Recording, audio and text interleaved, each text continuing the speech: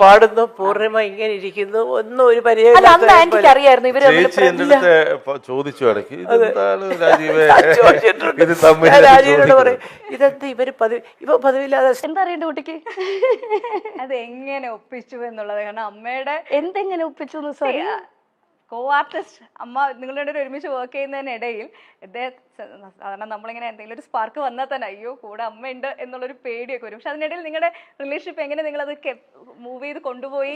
ഒരിക്കലും നമ്മള് ഒന്നാമത്തെ കാര്യം എനിക്കിതൊന്നും ഇപ്പൊ പറയേണ്ട കാര്യമോ, എന്നാലും പറഞ്ഞു പോകേണ്ട വളരെ ഇമ്പോർട്ടന്റ് ആയിട്ടുള്ള ഒരു കാര്യം എന്ന് പറയുന്നതേ അന്നത്തെ കാലഘട്ടത്തിൽ എനിക്ക് സംസാരിക്കാൻ പറ്റുന്ന അല്ലെങ്കിൽ എനിക്ക് വൈബ് ചെയ്യാൻ പറ്റുന്ന ഇന്നത്തെ ഭാഷയും പറഞ്ഞാൽ ഭാഷയും കൂടെ നോക്കി ഇന്നത്തെ ഭാഷയിൽ വൈബ് എന്ന് പറയുമല്ലോ, അതുപോലെ സമപ്രായക്കാരൻ അദ്ദേഹം ഉണ്ടായിരുന്നുള്ളൂ, വേറെ എല്ലാരും പ്രായം ചെന്നവരാ. പിന്നെ ഞാൻ ഈ വയസ്സായ ആൾക്കാരുടെ കൂടെ കറങ്ങി അടിച്ച് നടക്കാൻ ഞാൻ എന്താ എന്നെ കൊണ്ട് മിക്കവാറും അതെടുക്കൂ ഇതെടുക്കൂ കുട്ടി ലൈറ്റ് ഓഫ് ചെയ്യൂ ഫാൻ ഇടൂ ഓടി നടന്ന് കാര്യങ്ങൾ ചെയ്യുന്നത്. 19 വയസ്സല്ലേ ഉള്ളൂ, 19-20 വയസ്സ് സമയത്ത് അതേ സമപ്രായക്കാര് സിനിമ സെറ്റിൽ ഉണ്ടാവുക എന്ന് പറയുന്നത് വളരെ കുറവാണ്. വളരെ കോ ആക്ടേഴ്സ് ഉണ്ടെങ്കിലേ ഉള്ളൂ. അതിപ്പോ ഞാൻ പെയ്തു പൊഴിയാതെ എന്ന് പറയുന്ന സീരിയലില് ഒന്നാമത് എനിക്ക് ഭയങ്കര ഹോം സിക്നെസ് ആണ്. ഞാൻ എറണാകുളം വിട്ട് തിരുവനന്തപുരം തന്നെ കുറേ ലോങ് ആദ്യമായിട്ടാണ് അത്രയും ലോങ് ഡേയ്സ് മാറി നിൽക്കുന്നതെല്ലാം. പിന്നെ നമുക്ക് ഒരു ഷോട്ട് കഴിഞ്ഞ് അഭിനയിച്ചാൽ ബുക്ക് വായിക്കും, അത്രേ ഉള്ളൂ. പിന്നെ അതല്ലാതെ കുറെ നേരം ക്യാമറ അദ്ദേഹത്തിന്റെ കൂടെ പോയി സഹായിക്കും, കുറെ നേരം ഡയറക്ടർ സാറിനെ കൂടെ പോയി സഹായിക്കും, ഇതൊക്കെ തന്നെയുള്ളൂ.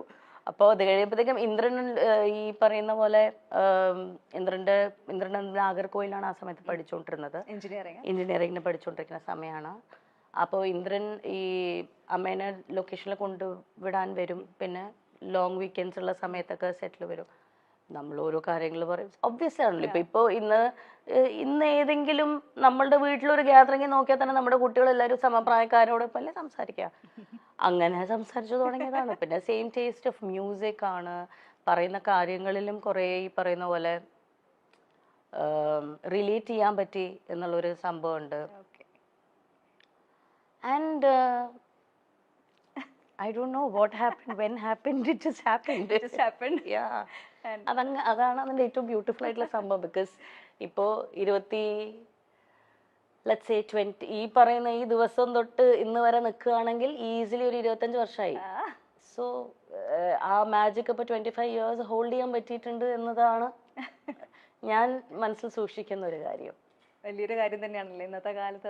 വളരെ നമുക്ക് കോമ്പാറ്റബിൾ ആയിട്ടുള്ള ഇന്നത്തെ കാലത്തിന്റെ എന്നുള്ളതല്ല, ഇതിന് ഇമ്പോർട്ടൻ്റ് ആയിട്ട് നമ്മൾ ആസ് പീപ്പിൾ നമ്മൾ മാറുമല്ലോ. 20കളിൽ നമ്മളല്ലല്ലോ 30കളിൽ നമ്മൾ, അതല്ല 40കളിൽ. അത് കീപ്പ് ചെയ്ത് പോകാൻ പറ്റണ്ടേ? ലോകം മാറുന്നത് വേറെ വിഷയം.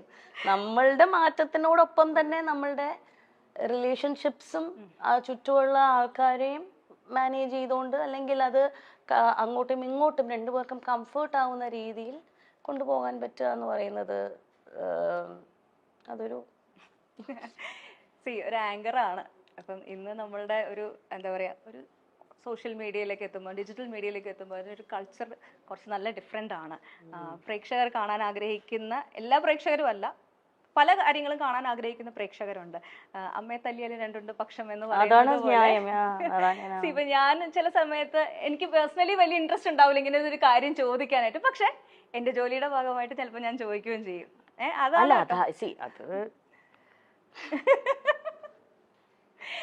അപ്പൊ ആ ഒരു അങ്ങനെ ഒരു ആങ്കറിങ്ങിൽ വന്നിട്ടുള്ള ഒരു മാറ്റം, ഇപ്പം ഇന്റർവ്യൂസ് ഇതേപോലെ കഥ ചെയ്തുവരെ അല്ലാതെ തന്നെ ഒത്തിരി നല്ല നല്ല ഇന്റർവ്യൂ പ്രോഗ്രാംസ് ചെയ്തിട്ടുണ്ട്. ഞാനൊക്കെ കണ്ട് ഒരുപാട് നമ്മുടെ അപ്പൂസൊക്കെ ഭയങ്കര ഫാനായിരുന്നു കേട്ടോ. കഥ ഞങ്ങളുടെ ചാനലിൽ തന്നെ ഇങ്ങനെ ഒരു ഷോ കോൺസെപ്റ്റ് കൊണ്ടുവന്നത് കഥ ഇതുവരെ ഇൻസ്പയർഡ് ആയിട്ടാണ്.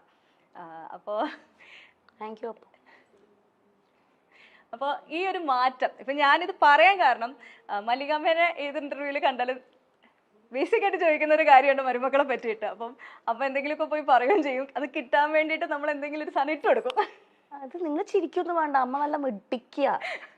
അമ്മയ്ക്ക് അറിയാം നിങ്ങൾക്ക് എന്താ വേണ്ടെന്ന്. അതുകൊണ്ടാണല്ലോ നിങ്ങൾ പിന്നെ ചോദിക്കുന്നേ. നിങ്ങൾക്ക് ആവശ്യമുള്ള സാധനം അമ്മ തരുന്നുണ്ടല്ലോ, അത്ര അറിഞ്ഞാൽ മതി എനിക്ക്.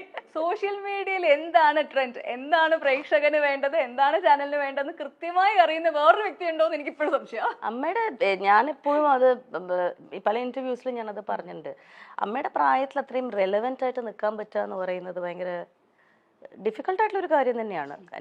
അത് ഇന്നത്തെ ജനതയ്ക്ക് എന്താണ് ഇഷ്ടം, അല്ലെങ്കിൽ ഇന്നത്തെ ജനതയ്ക്ക് റിലേറ്റ് ചെയ്യാൻ പറ്റുന്ന രീതിയിലുള്ള കാര്യങ്ങൾ സംസാരിക്കുകയും അവർക്ക് മനസ്സിലാവുന്ന രീതിയിൽ അത് എക്സ്പ്രസ് ചെയ്യാൻ പറ്റുക എന്ന് പറയുന്നത് ഭയങ്കര ഇമ്പോർട്ടൻ്റ് അല്ലേ. അപ്പം അമ്മ അതിൽ മിടിക്കുകയാണ്. ഞങ്ങളുടെ ചാനലിൽ തന്നെ വന്ന പ്രോഗ്രാമിൽ വന്നൊരു വേറൊരു സാധനം കൂടി ഞാൻ കാണിച്ചു തരാം കേട്ടോ.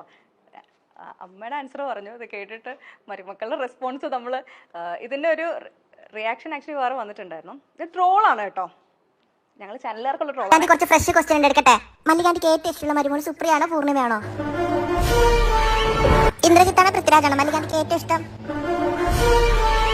അടുത്തത് റാപ്പിഡ് ഫയർ ആണ്. 3 ആളുടെ പേര് പറയാം, അതിൽ ഒരാളുടെ പേര് മല്ലികാന്റി പറഞ്ഞേ പറ്റുള്ളൂ. മല്ലികാന്റിക്ക് ഏറ്റവും ഇഷ്ടമുള്ള പേരക്കുട്ടികൾ ഇവരിൽ ആരാണ്? അലങ്കൃത, പ്രാർത്ഥന, നക്ഷത്ര. ഇഷ്ടമില്ലാത്തതെന്ന് പറയാട്ടാ.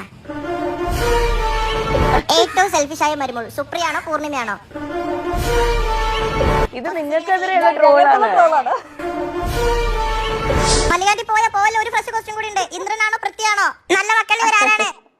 ഇതിന്റെ വേറെ സംഭവം ഒറിജിനൽ സാധനം ഞങ്ങളുടെ ചാനലില് മല്ലികാമ്മയുടെ ഷോ വന്നപ്പം വന്ന ക്വസ്റ്റ്യൻ ഓഡിയൻസിന്റെ ഇടയിൽ നിന്ന് വന്നതാണ്.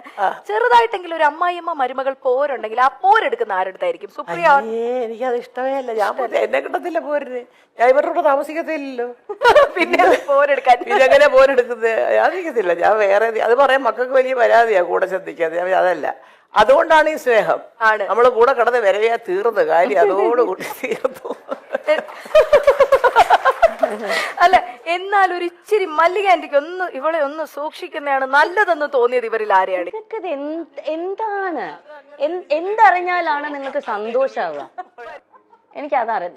ഏത് ഉത്തരം കിട്ടിയാലാണ് നിങ്ങൾക്ക് സന്തോഷാവുക? എന്താ നിങ്ങൾ കേൾക്കാൻ ആഗ്രഹിക്കുന്നത്? ഇത് കേൾക്കുമ്പോ എന്താ തോന്നുന്നു ശരിക്കും? ഇല്ല, എനിക്ക് അങ്ങോട്ടാ ചോദിക്കാനുള്ളത്. നിങ്ങൾ ചോദിക്കുന്ന ചോദ്യങ്ങൾക്ക് അതനുസരിച്ച് ഉത്തരം തരാലോ എന്ന് വെച്ചിട്ടാണ് ചോദിക്കണം കേട്ടോ.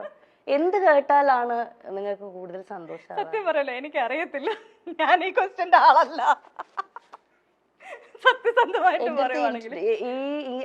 ഈ ഇന്റർവ്യൂസ് ഞാനിപ്പോ സിനിമ കുറെ ഇന്റർവ്യൂസ് ചെയ്യണ്ടല്ലോ. ഇത് ഒരു മാറ്റമാണ് ആക്ച്വലി, സമയത്തിനനുസരിച്ചിട്ടുള്ള മാറ്റമാണ്. ഇങ്ങനെ വളരെ പേഴ്സണൽ ആയിട്ടുള്ള ഇറലവെന്റ് ആയിട്ടുള്ള ക്വസ്റ്റ്യൻസ് തന്നെ ഞാൻ പറയും. പക്ഷെ ഇങ്ങനത്തെ ക്വസ്റ്റ്യൻസിലേക്ക് ആങ്കർ ചോദിക്കുന്നതിനെ പറ്റി ആ ഒരു ജോലിയിൽ ഇരുന്ന ഒരാളാണ് അല്ലെങ്കിൽ ചെയ്യുന്ന ഒരാളാണ്. എനിക്കൊരു പേഴ്സണൽ റൂളുണ്ട്. ഞാൻ മുമ്പിലിരിക്കുന്ന വ്യക്തിയെ അതിപ്പോ ഒരു ഇന്റർവ്യൂവർ എന്ന രീതിയിൽ ഞാൻ ഇന്റർവ്യൂ ചെയ്യുന്നപ്പം കഥ ഇതുവരെ ചെയ്തപ്പോഴാണെങ്കിലും അത് കഥ ഇതുവരെയിലാണ് എൻ്റെ ലൈഫ് ചേഞ്ചിങ് ജേർണി ആയിരുന്നു കഥ ഇതുവരെ എന്ന് പറയുന്ന ആ സമയത്ത്. കാരണം ഞാൻ ഇന്റർവ്യൂ ചെയ്തിട്ടുള്ള കുറേ മഹത്തായിട്ടുള്ള വ്യക്തികളും അവരുടെ ജീവിത പാഠങ്ങളിലൂടെ ഞാൻ പഠിച്ച കാര്യങ്ങൾ കുറേയാണ്.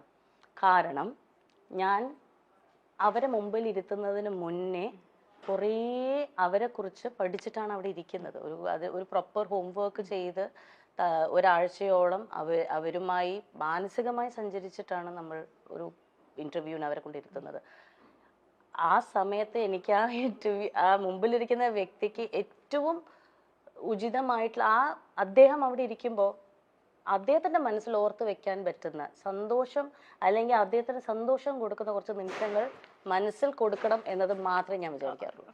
എൻ്റെ ഇന്റർവ്യൂവിനെ കുറിച്ച് ആലോചിക്കുമ്പോൾ മുമ്പിലിരിക്കുന്ന വ്യക്തിക്ക് ഒരു സന്തോഷവും സമാധാനം ഉണ്ടാവണം. ഞാൻ എൻ്റെ ഏറ്റവും ട്രൂ സെൽഫായിരുന്നു അവിടെ, അല്ലെങ്കിൽ എനിക്ക് എൻ്റെ മെമ്മറബിൾ മൊമെൻ്റ് ആയിരുന്നു ഞാൻ ഈ ഇന്റർവ്യൂവിൽ സ്പെൻഡ് ചെയ്യാൻ പറ്റിയത് എന്ന ആ ഒരു ഹോസ്റ്റിന് ആ ഒരു ഗസ്റ്റിന് ഫീൽ ചെയ്യിപ്പിക്കാനുള്ള രീതിയിലുള്ള ഇന്റർവ്യൂസേ ഞാൻ പ്ലാൻ ചെയ്യാറുള്ളൂ. ഒരിക്കലും മുമ്പിലിരിക്കുന്ന വ്യക്തിയെ ഡിസ്റെസ്പെക്ട്ഫുൾ ആയിട്ട് അവർക്ക് അൺകംഫർട്ടബിൾ ആയിട്ടുള്ള രീതിയിൽ ചോദിക്കരുത് എന്ന് തന്നെ എനിക്കൊരു പേഴ്സണൽ ആയിട്ടുള്ള അതെൻ്റെ പേഴ്സണൽ സംഭവമാണ്. റൂൾ ബുക്കിൽ പ്രധാനമായി വരുന്ന ഒരു കാര്യമാണ്. അതുകൊണ്ട് തന്നെയാണ് ഞാൻ അധികം ഇന്റർവ്യൂസും ചെയ്യാത്തത്. കാരണം ആരെയും ഞാൻ കുറ്റം പറയുകയല്ല, കംഫർട്ട് ലെവൽ ഭയങ്കര ഇമ്പോർട്ടൻ്റ് ആണല്ലോ. ഇപ്പം ചോദിക്കുന്ന ചോദ്യങ്ങൾക്ക് കംഫർട്ടായിട്ടുള്ളവർ ആൻസർ പറയും, ചിലവർക്ക് അത് അൺകംഫർട്ടബിൾ ആണ്, അവരത് പറയില്ല. പക്ഷെ ഇന്റർവ്യൂവിനെ സംബന്ധിച്ചിടത്തോളം നിങ്ങൾക്ക് അത് പറ്റില്ല. നിങ്ങൾക്ക് ഒരു സർട്ടൻ കോളം ബുക്ക് ഉണ്ട്, അത് ടിക്ക് ചെയ്തേ പറ്റുള്ളൂ അല്ലേ.